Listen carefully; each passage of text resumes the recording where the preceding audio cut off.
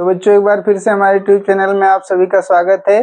आज हम लोग पाठ 8 त्रिकोणमिति का परिचय, इसमें हम लोग एक बहुविकल्पीय प्रश्न पढ़ेंगे। 2 सवाल इसके पहले वाले वीडियो में हम लोग पढ़ चुके हैं। तो आइए इसमें हम एक और महत्वपूर्ण सवाल पढ़ते हैं, इसको देखते हैं। तो यहाँ पे एक व्यंजक दिया हुआ है और इसका मान हमें निकालना है। यहाँ से लेकर यहाँ तक ये व्यंजक है, तो इतने को ही हम लोग हल में क्या करेंगे, गणित वाली चीज जो गणितीय व्यंजक है इसको यहाँ पे लिखेंगे, उसके बाद आगे बढ़ेंगे।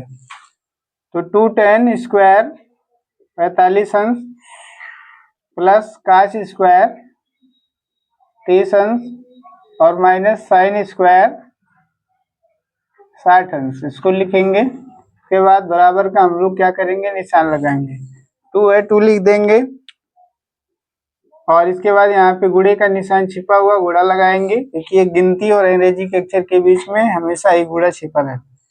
तो tan 45 का मान यहाँ से देख सकते हैं, हमने सारणी बना के रखी है और जिससे कोई दिक्कत ना पड़े। तो tan 45 का मान यहाँ 1 है, तो हम लोग यहाँ 1 लिखेंगे और यहाँ स्क्वायर लगा हुआ है, इसलिए इस पे क्या बना देंगे, स्क्वायर बना देंगे, 1 का स्क्वायर प्लस लिखेंगे। cos 30 का मान यहाँ से देखेंगे, cos 30 का मान √3/2, इसका यहाँ स्क्वायर है, स्क्वायर लगा देंगे।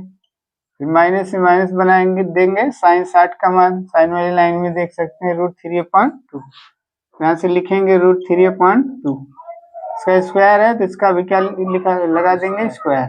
इसके बाद आगे हम लोग बढ़ेंगे। तो 2 है 2 लिखेंगे, गुणे 1 का स्क्वायर 1 होता है 1 लिख देंगे और यहाँ पे होल स्क्वायर है तो अंश का स्क्वायर अलग कर देंगे और हर का स्क्वायर अलग कर देंगे। माइनस से माइनस लगा देंगे, यहाँ पे भी इसी तरह से है, यहाँ से आप देख सकते हैं ये भी सेम चीज है, ये भी वही है और ये माइनस में और ये वही चीज प्लस में है। तो यहाँ से डायरेक्ट भी हम क्या कर सकते हैं, काट सकते हैं, या डायरेक्ट नहीं काटना चाहते तो ऐसे ही कर लीजिए। तो यहाँ से भी चाहे तो हम लोग ऐसे काट सकते हैं, नहीं काटना चाहते तो √3 का क्या करेंगे, स्क्वायर और 2 का भी स्क्वायर। तो इसकी स्क्वायर से कड़ी क्या होगी, स्क्वायर से कड़ी कट जाएगी, स्क्वायर से कड़ी कट जाएगी। तो 2 इकानम 2 प्लस और ऊपर 3 है 3 लिख देंगे, 2 का स्क्वायर 4 माइनस 3 है 3 लिख देंगे, 2 का स्क्वायर 4। यहाँ देख सकते हैं -3/4 प्लस 3/4, ये क्या हो जाएगा, ये इससे कट जाएगा। -3/4 प्लस 3/4, जितना यहाँ प्लस में उतना माइनस में, तो दोनों एक दूसरे से कट गया। यहाँ पे बचा कितना 2, तो 2 हमारा जो है आंसर है।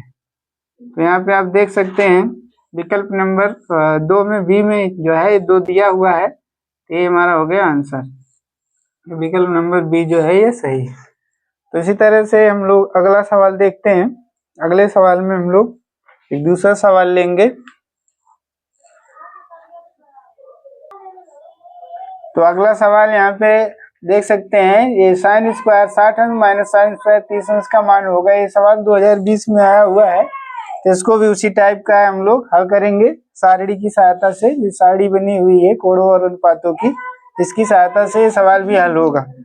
तो यहाँ पे जो व्यंजक है साइन स्क्वायर 60 अंश माइनस साइन स्क्वायर 30 अंश, इस व्यंजक को हम लोग यहाँ पे हल में क्या करेंगे, लिख लेंगे साइन स्क्वायर 60 अंश माइनस साइन स्क्वायर 30 अंश।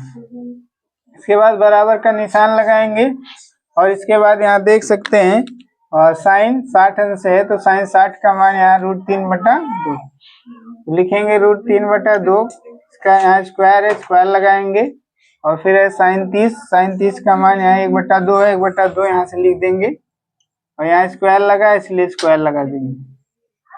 तो यहाँ पे अंश बटा हर दोनों का स्क्वायर है, होल स्क्वायर है, इसलिए इसका भी यहाँ स्क्वायर है और हर का नीचे वाले का भी स्क्वायर। तो √3 का स्क्वायर अपान 2 का स्क्वायर, माइनस है माइनस लगाएंगे, यहाँ पे भी ऐसे 1 का स्क्वायर और अपान 2 का स्क्वायर। तो यहाँ पे स्क्वायर से कड़ी क्या होगी, स्क्वायर से कड़ी कट जाती है, तो स्क्वायर से कड़ी को काट देंगे, ऊपर 3 बचा और नीचे 2 का स्क्वायर कितना है 4, माइनस 1 का स्क्वायर 1 और 2 का स्क्वायर 4। यहाँ पे एक भिन्न में से दूसरे भिन्न को घटाएंगे तो एक ही भिन्न आएगी, एक भिन्न में 1 बटा होती तो बटा लगा देंगे और यहाँ पे दोनों ही भिन्नों का हर समान है तो हर को एक बार क्या करेंगे, लिख देंगे और बीच में -1 घटाना है तो अंश में से अंश को घटा देंगे, हर 3 में से 1 को घटा देंगे, 3 में से 1 निकल गया 2, तो इसको काट देंगे। 2 के पावर में 2 नई संख्या आएंगी तो 2 का नाम 2, 2 दूनी 4। इस तरह से हमारा आंसर आ गया 1/2। ये हो गया हमारा आंसर। तो मैं उम्मीद करता हूँ ये जो दोनों सवाल मैंने समझाया बताया ये समझ में आया होगा। तो इस टाइप के जितने भी सवाल रहेंगे सबसे पहले हम लोग इन सवालों को हल करते समय ये कोणों और अनुपातों की जो सारणी होती है इसको अपने सामने बना के रखेंगे तो हमें ये सवाल ऐसे सवालों को हल करने में आसानी होगी। तो मैं उम्मीद करता हूँ ये सवाल समझ में आए होंगे। हमारा वीडियो अच्छा लगा होगा तो हमारे वीडियो को लाइक करिए और हमारे चैनल को सब्सक्राइब करिए। धन्यवाद।